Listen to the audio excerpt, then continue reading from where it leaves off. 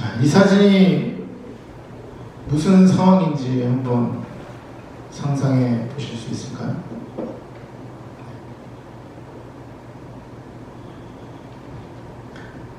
어떤 제복을 입은 남자가, 옆에는 이렇게 보니까 구급용 침대처럼 이렇게 보이죠.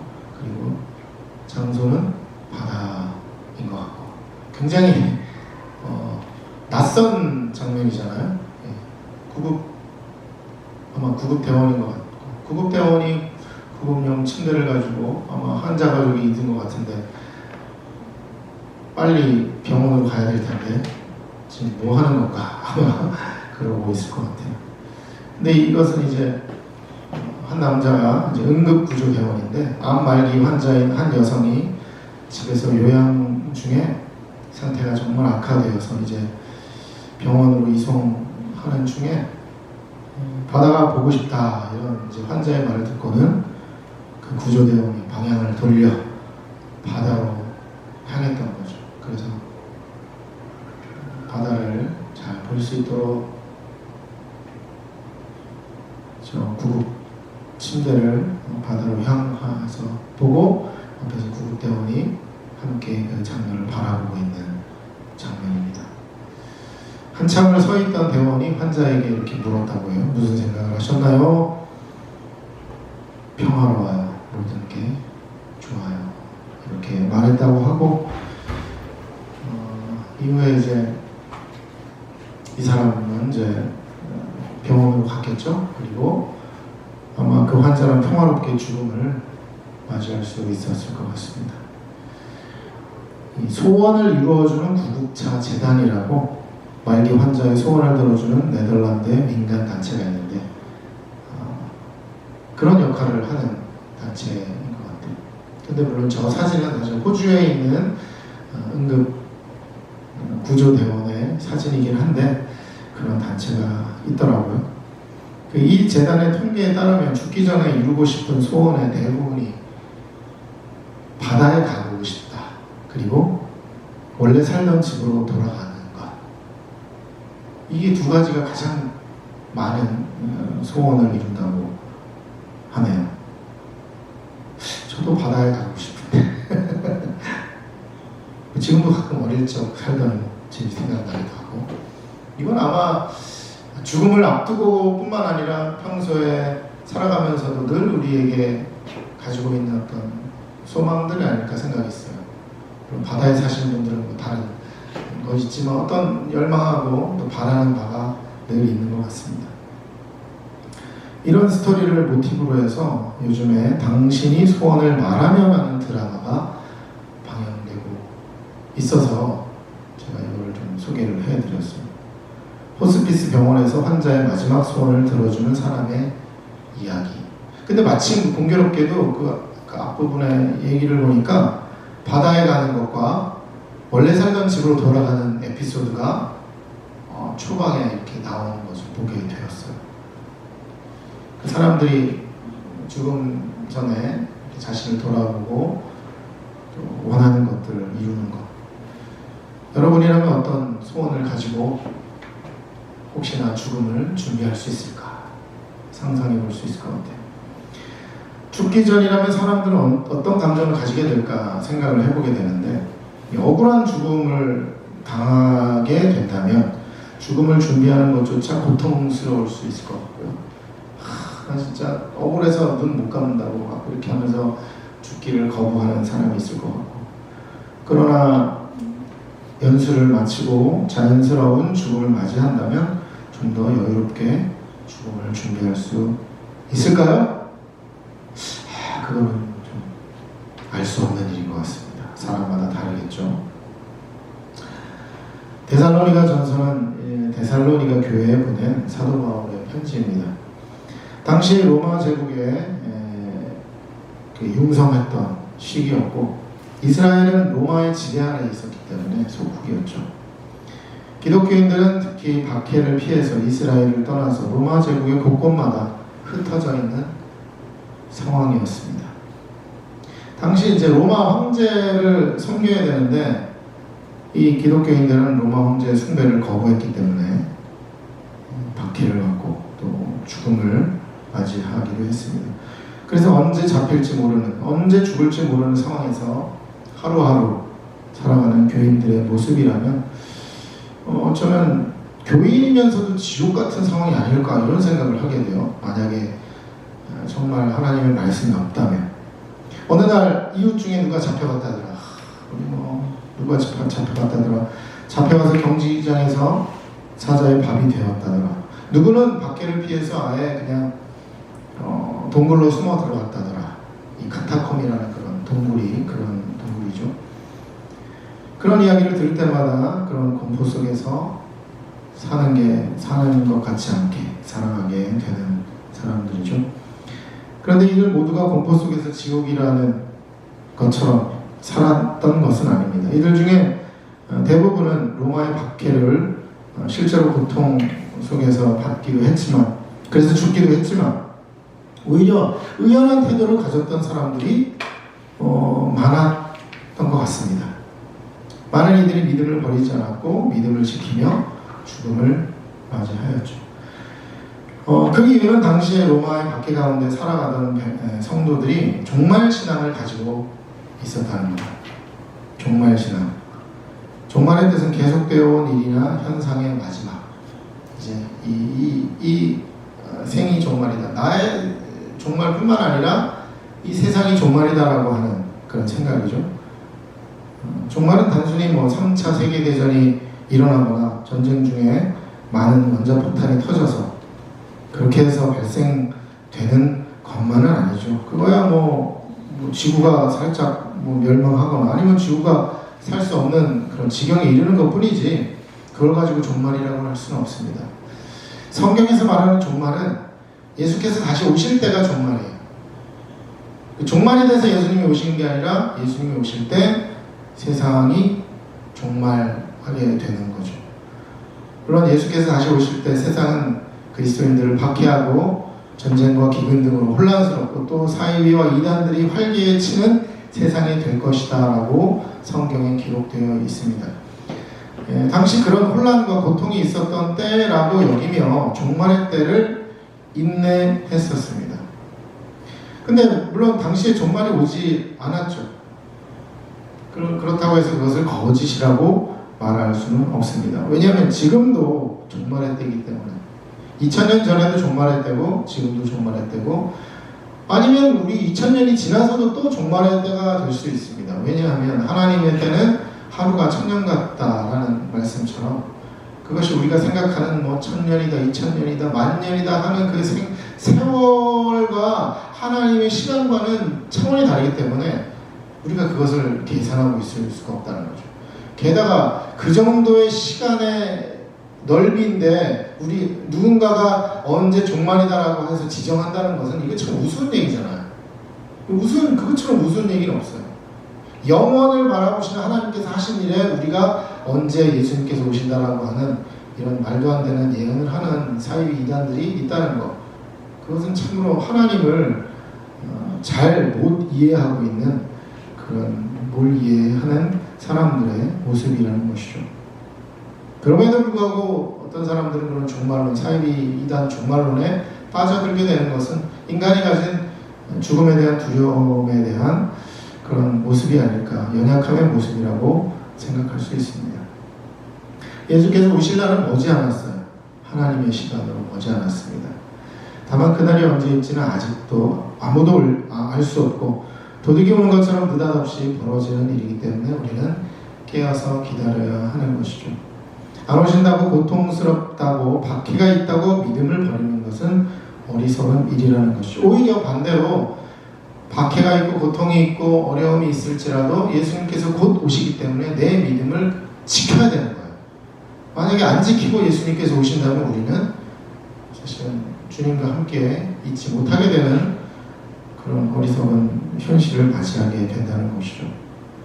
이런 사상의 긍정적인 점은 현실의 고통을 견딜 수 있는 힘을 줍니다. 반대로 부정적인 점은 이 생각에 극단적으로 반응하면 시한부 종말론처럼 사이비 이단 사상에 마음을 빼앗겨서 믿음을 버리게 되죠. 이 사이비 이단인 은혜로 교회는 이 피지섬을 천국이라고 여기고 사기를 쳐가지고 그곳에 사람들을 이주하고 정착하게 만들어서 살고 있다, 그런 뉴스를 보게 되죠. 교주는 죄를 인정받아서 징역형을 살고 있는데 그 아들이 계속 사기를 치고 있다는 뉴스를 보게 됩니다. 물론 말도 안 되는 그런 사이비다는 교리에 빠져가지고 지금 그게 뭐냐 우습다라고 얘기를 하지만 어떻게 보면 정말로 고통스럽고 힘들고 연약한 사람들은 그것이 도피처라고 생각해서 그렇게 빠져 들어가게 될 수밖에 없는 것, 좀 안타까운 현실이 아닐 수 없습니다.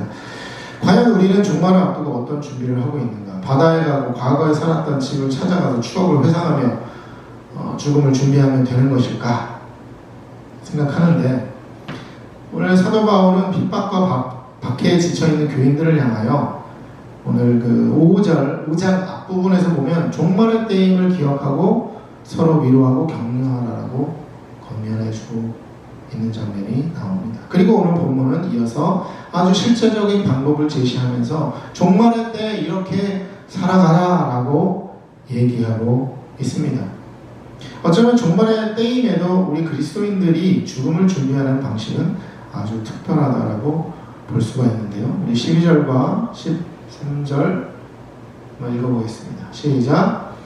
형제자매 여러분, 우리는 여러분에게 부탁합니다. 여러분 가운데 수고하며 주님 안에서 여러분을 지도하고 훈계하는 이들을 알아보십시오. 그들이 하는 일을 생각하여서 사랑으로 그들을 극진히 존경하십시오. 여러분은 서로 화목하게 지내십시오. 자, 먼저 등장하는 대상은 놀랍게도 그 교회 지도자입니다. 자, 수고하고 지도하고 훈계하는 사람들, 교회 안에서. 당시에는 교회가 아직 정식의 시스템이 갖춰져 있는 상황이 아니라서 공인된 성직자 단체 이런 것도 없어요. 그냥 예수님과 함께 있었던 제자 그러면 그냥 교회 지도자 그런 거죠. 그리고 그 사람을 통해서 누가 또 배워서 교회 일을 한다 그러면 또 지도자, 이 정도로 했던 것이고, 또 사도 바울 정도 이렇게 교회 지도자로 암암리에 인정받은 것이었죠.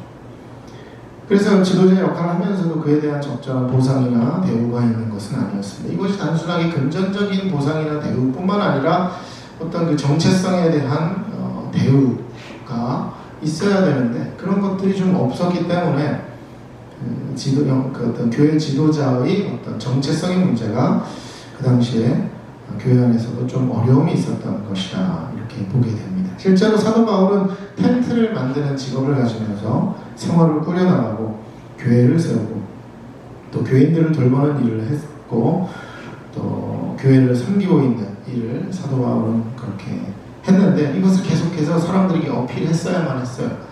사도 바울 서신 보면 그런 부분이 많이 나와요. 난 사도다. 난 사도로서 여러분을 잘 섬기고 있다. 이런 얘기를 왜 하는가 이렇게 생각해보면 그 사람들이 그런 거에 대한 인식이 좀 적었던 것 같아요. 지금 같은 경우는 목사님, 장로님 이런 식으로 하면서 뭔가 특별한 직책을 주고 뭔가 특별한 대우를 하는 것 같긴 한데 그 당시에는 그런 것들이 조금 부족하니까 그런 좀 어려움이 좀 있었던 것 같아요. 그런 맥락에서 보면 교회 지도자들은 먼저 어려운 시기, 종말의 때라도 교회와 교인들을 위해서 수고하고 그 사람들을 지도하고 훈계하는 일을 게을리하지 말아야 한다는 거죠. 역사를 반대로 보면 그 이유는 어려운 시기일수록 믿음을 버리고 교회를 떠나기 쉽기 때문입니다. 그리고 교인들은 교회 지도자들의 이런 수고를 알아주어야 합니다. 영어의 번역에서 보면 이제 알아보십시오, 이들을 알아보십시오, 이 부분이 리스펙트나 노우로 되어 있어요. 알아준다는 게 노우, 안다, 알아. 이런 것도 중요하지만 조금 더 나가서 존경하고 존중할 필요가 있다는 것을 우리에게 보여주게 되죠. 교회 지도자가 꼭 목사나 장로처럼 공식적인 직책만 의미하는 것은 아닙니다. 그렇지 않는 성도라도 자신이 그 역할을 감당하고 누군가를 섬기고 애쓰고 있는 그런 모습이 있다면 우리는 또 그런 모습을 인정해 줘야 되는 것이죠. 꼭 지도자, 목사님이 그렇다 이런 것뿐만 아니라 모든 사람이 교회 안에서 그런 섬김을 하고 있다면 그것을 인정해주고 존중해 주어야 된다는 거죠. 네, 어려울수록 그런 수고를 인정해 주는 것이 중요한데요. 그래서 13절에 사랑으로 극진히 존경하라. 사실 굉장히 좀 쉬운 그런 표현은 아닌 것 같아요. 극진히 존경하라 이런 번역을 하고 있죠. 물론 여기서 조건이 있습니다. 그들의 하는 일을 생각하여 극진히 존경하라. 그러니까 만약 지도자나 그런 지도자들이 그리고 섬기는 사람들이 자신의 직무를 잘 감당할 때 그것을 존경하라라는 의미가 되겠죠. 그냥 막 개차반으로 하고 뭐 교회 자기 마음대로 막 하고 그냥 이러면서 목사다 이렇게 했을 때 존경하라는 의미는 사실 아닌 것 같아요. 그들이 하는 일을 생각하여 존경하라. 그러므로 이 교회 지도자들도 자신의 사역 업무를 잘하고 최선을 다해야 할 것도 필요하고, 또 교인들은 그런 모습에 대해서 인정하고 알아주고 존경해 줄 것이 필요하다는 것이죠. 이 말씀이 여러분에게도 해당되는 말씀이기도 하지만 저에게도 중요한 말씀인데요. 저는 개인적으로 저의 목회 사역에 대해서 그것이 당연하게 여기고 특별한 보상이 필요치 않다고 사양하는 태도가 좀 있는 것 같아요.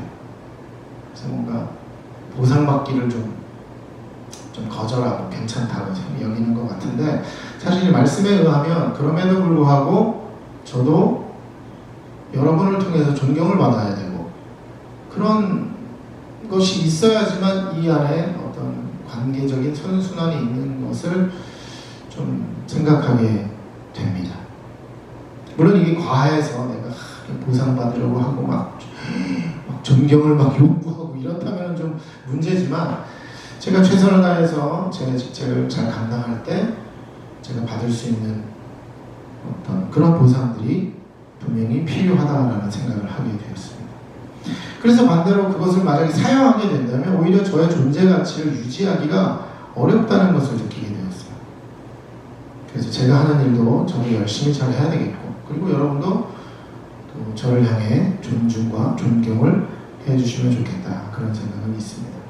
그렇다고 해서 이것이 한 방향의 일만은 아니죠. 그래서 13절 후반부에 보시면 이렇게 말하고 있습니다. 서로 화목하게 지내라. 글쎄요, 이게 일반적인 화목을 말하는 것도 있겠지만 어떤 지도자들과 교인들과의 관계 안에서의 서로의 화목함도 의미가 있는 것 같습니다. 그래서 서로는 쌍방향이죠. 교회 지도자를 존중하고 그가 하는 일을 알아주는 것에서 시작할 때 서로 화목하게 지낼 수가 있는 것이죠. 그리고 그 다음은 교인들 간에 어떻게 화목하게 지낼까에 대해서 이 세 부류의 사람들을 언급하고 있는데요. 14절 한번 읽어보겠습니다. 시작. 형제자매 여러분, 여러분에게 권고합니다. 무질서하게 사는 사람을 훈계하고 마음이 약한 사람을 격려하고 힘이 없는 사람들을 도와주고 모든 사람에게 오래 참으십시오. 영어로 하겠습니다. 영어로 번역을 되니까 굉장히 좀 명쾌하더라고요. 첫 번째 부류의 사람은 무질서하게 사는 사람이에요. 그러니까 종말할 때 교회 안에 그런 사람들이 있다는 거죠. 무질서하게 사는 사람을. 그런데 그 사람들을 훈계하라라고 얘기합니다. 무질서하다라고 번역된 헬라어 단어는 아타크토이인데, 이는 이제 파행적이다, 제멋대로 이렇게 이제 번역이 될 수 있어요. 그 운전하다 보면 저는 좀 가끔 좀 의아한 게 하나가 있는데, 평소에는 물론 신호 잘 지키고 잘 지나가다가도 갑자기 비가 쫙 오고 갑자기 폭우가 막 쏟아져. 아니면은 앞에서 사고가 나가지고 약간 이제 어수선해져요. 그러면 차들이 그냥 신호 안 지키고 슬쩍 끼어들고 슬쩍 그냥 꼬리 잡기 하면서 슬쩍 이렇게 가가지고 애매하게 이렇게 하는 차들이 제법 많은 것 같고, 근데 저도 한두 번 이렇게 해보면은 괜찮은 것 같아. 왜냐하면 이게 어수선하고 하니까 내가 슬쩍 가서 끼어들어도 큰 문제 없네. 누가 잡아도 상황이 이래서 그래요 라고 해서 어떤 변명거리가 생길 것 같은 자신감이 생겨서 그냥 꼬리 잡기 해서 가고 신호 적당히 안 지키고 해도 괜찮을 것 같은 느낌이 들어버리는데, 남 얘기라고 하다 보니까 제 얘기처럼 되어버렸는데 그런 사람들이 제법 있더라고요. 지진과 같은 자연재해가 났을 때 마트에 침입해서 막 도둑질하는 사람도 생기는 거. 그 사람들은 평소에는 도둑질 하려고 해도 안 할 사람들인데 그냥 그런 혼란스러운 상황과 막 그런 상황 속이 되니까 그냥 가서 훔쳐도 되겠다라는 생각을 가져서 그런 일들을 벌이는 거죠. 또 그런 거 있어요. 애들도 이렇게 놀다 보면 조용하고 얌전하고 이렇게 하는 친구인데 막 정신없고 막 시끄러울 때 가서 옆에서 한 대 툭 치는 애들이 있어요. 툭 치고. 평소에는 그런 애도 아닌데 툭 치고 괜히 막 때리는 분위기가 되면 가서 자기도 한 대 툭 때리고 이러는 애들도 가끔 있는 것을 제가 보게 되었습니다. 상황이 혼란스러울 때 무질서하게 변화되는 사람이 있죠. 바로 그런 사람들, 인간의 본성이라고 한다면 교회는 그들을 훈계해야 합니다. 말세의 때라고 해서 그렇게 무질서하거나, 그리고 영어 번역에서 보면 아이들, 게을러지고 자기 마음대로 하는 이런 사람들 훈계해야 된다는 것이죠. 그래서 우리 히브리서 10장 24절 25절 읽어보겠습니다. 시작. 서로 돌아보아 사랑과 선행을 격려하며 모이기를 패하는 어떤 사람들의 습관과 같이 하지 말고 오직 권하여 그날이 가까움을 볼수록 더욱 그리하자. 여기서 그날은 바로 종말의 날이죠. 성경에 곳곳마다 다 종말 얘기를 하고 있어요. 너무 거의 불편하다, 죽는 얘기를 하냐 이렇게 불편하게 여기지 마시고 그것이 바로 우리 그리스도인이 준비하면서 살아가는 삶의 모습이라는 걸 생각해야 합니다. 종말을 말하면 사람들에게 불안을 조장해서 그걸 이용하려고 하는 사이비 이단이 아니라 교회는 종말의 때 더욱 정신 차리고 서로 화목하고 존경하라고 부탁하고 있습니다. 그리고 종말의 때는 모이지 않으려고 하죠. 혼란스러우니까 안 모여도 될 것 같고, 교회라는 의미가 사실 모이다라는 뜻이잖아요. 우리는 각자가 하나님의 성전이며 교회입니다. 그래서 우리 자신으로도 충분한 교회입니다. 그것은 우리의 정체성이고 우리가 정체성을 유지하는 방법은 다시 모이는 거예요. 모이지 않으려는 것은 게으른 것이고 교회를 부정하는 것과 같습니다. 종말의 때를 사랑한다면 우리는 모여서 우리 각자가 교회임을 서로 확인하는 것이 옳습니다.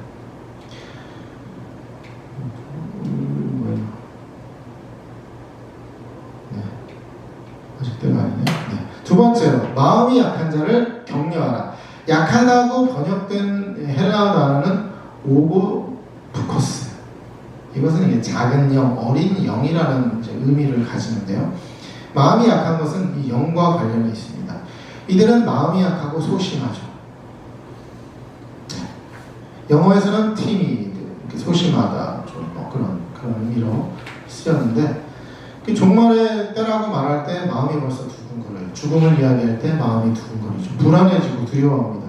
이들을 향해서 마음을 단단히 먹이라고 막 질책하고 왜 너는 마음을 강하게 못 먹어, 이게 아니라 약한 영을 가진 그들을 격려하고 힘을 줘야 되죠. 괜찮다라고 얘기해주고 함께한다라고 얘기해주고 우리가 서로 돕자고 얘기해주고 그렇게 얘기하고 격려를 해야 된다는 것이죠. 이것은 영의 문제이기 때문에 마음이 약해진다는 것은 믿음에 대해 불안함이 생기게 됩니다. 고통과 고난에 대해 믿음을 지키는 것은 마치 사치스러운 개념처럼 느껴져요. 내가 내일 모레 죽는데 내가 교회 다녀서 뭐하냐, 이런 느낌? 그럴수록 약해지는 여러분 자신과 우리 형제 자매들을 격려하고 사랑해 주어야 합니다. 그래서 서로 돌아보아 사랑과 선행을 격려하라, 이렇게 성경에는 끊임없이 우리에게 말씀하고 있는 것이죠. 그래서 세 번째 부류는 힘이 없는 자들입니다. 그들을 붙들어 주어야 한다. 영어로는 쉽죠. help the weak. 연약한 자를 도와라. 어려운 말이 아니죠. 힘없는 자, 약한 자, 특별한 해석이 필요할 것 같지는 않습니다.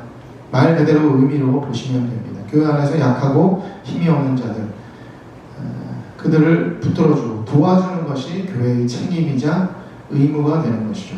자, 내 이웃을 내 몸과 같이 사랑하라고 하는 성경 말씀이 있는데 우리가 그것을 실천하는 것을 우리가 목표로 삼고 있는데, 그러기 위해서 먼저 나 자신을 사랑해야 하죠. 그 다음에는 우리 신앙 공동체 안에서 우리의 이웃을 사랑해야 하고, 그리고 공동체 밖의 사람들도 사랑해야 하는 것, 이것이 힘이 없는 자들을 붙들어 주어야 하는 것입니다. 우리가 믿음이 있다면 내가 힘이 있는 사람이에요. 그 믿음의 영역에 있어서. 그래서 믿음의 영역에서 내가 없는 사람. 내가 경제적으로도 풍요하다라고 한다면 경제적으로 힘이 없는 사람을 내가 붙들어주고 도와야 하는 것입니다. 그래서 이 그림을 보세요. 완벽한 육각형. 요즘에 육각형 사람 뭐 이런 얘기가 있는데 육각형 남자라는 말이 있더라고요. 이 육각형의 표현, 외모, 성향, 집안, 직업, 자산, 학력. 여러분 남편들 어떠세요? 육각형이 완벽한 아니면 좀 몇 군데 좀 찌그러졌는데 어떤 사람은 찌그러진 육각형도 있고 어떤 사람은 작은 육각형이죠. 그렇죠? 10점이 아니라 다 2점이야 뭐 아니면 다 3점이야 이럴 수도 있습니다. 너무나 당연한 말인데 우리는 사실은 다 찌그러진 육각형이나 아니면 작은 육각형을 가진 사람들이라는 것이죠. 작지 않고 나는 10이야라고 해도 모든 것이 다 10일 수는 없는 우리의 모습이 바로 그것입니다. 처음으로 돌아가 보면 교회 지도자들을 존중해야 하는 이유도 바로 이런 이유인 것 같아요. 약한 부분이 있기 때문이죠. 약한 부분이 있지만 존경해 줄 때 약함을 돕는 거잖아요. 서로 존중하고 존경하면 우리는 약한 부분을 도울 수 있습니다. 그래서 우리는 약함을 서로 이야기해야 되죠. 나는 이게 약해. 이게 약해. 그래서 그 약함을 들었을 때 그걸 가지고 막 마음에 담아둬서 어떤 공격하거나 뒷담화하는 용도로 쓰는 거. 이거는 정말 이건 교회뿐만 아니라 어디서도 이거는 약한 일이죠. 근데 우리는 그 교회 안에서 그런 약함들을 서로 이야기할 때 하나님께서는 그 약함을 강하게 만들어 주시고 또 우리도 그 공동체 안에서 그 약함을 또 보완해주고 도울 수 있는 그런 교회 공동체가 되어야 되겠습니다. 마지막으로 15절입니다. 읽어보겠습니다. 시작. 아무도 악으로 악을 갚지 말고 도리어 서로에게 모든 사람에게 항상 좋은 일을 하려고 애쓰십시오. 이거 뭐 성경 말씀 아니더라도 우리가 참 교훈으로 삼을 수 있는 말인데 특별히 말씀 안에서 이것이 있으니까 우리는 더 집중하고 눈을 번쩍 떼야 될 것 같아요. 딱 15절을 잘 설명해주는 표현이 생각났어요. 악의 밭이다라는 우리 말을 하죠. 요즘 말을 안 쓰는데 저는 어린 시절에 그걸 많이 썼던 것 같아요. 악의 밭이다. 궁지에 몰리거나 좋지 않은 상황에서 모질게 마음을 먹고 모질게 막 행동을 하고 악에 맞춰서 막 뭔가 하고 반대로 우리는 어려울수록 돌아가고 어려울수록 함께 가는 것이 또 교회의 역할인데 종말의 때 어렵고 밖에 힘들고 그런 상황에서는 꼭 우리는 악에 맞춰서 모질게 마음을 먹게 되죠. 그래서 악으로 악을 갚죠. 내가 이런 피해를 입었으니까 너도 똑같은 피해를 하게 돼. 눈에는 눈, 이에는 이. 이거는 사실 하나님께서 금하신 율법의 내용이거든요. 더 이상 그것이 우리에게 통용되지는 않습니다. 왜냐하면 예수님께서도 우리가 사실은 예수님께 악으로 했을 때 예수님은 우리에게 선으로 그것을 갚으셨잖아요. 십자가에서.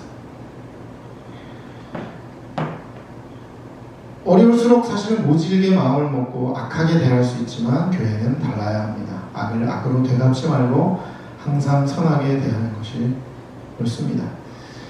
설교를 준비하고 쭉 생각해보니까 오늘 말씀은 사도 바울의 마지막 소원과도 같았습니다. 바다를 보고 싶고 옛집에 가고 싶다는 소원이 아니라 데살로니가 교인들의 아픈 마음을 헤아리되 그들이 박해받는 상황에서도 서로 화목하고 서로 돕고 격려하며 서로 선하게 대하며 사는 것이 바로 종말의 때 교회가 교회되기에 역할을 하여 또 주님의 오실 그날까지 서로 사랑하는 것이 사도 바울의 마지막 소원이었습니다.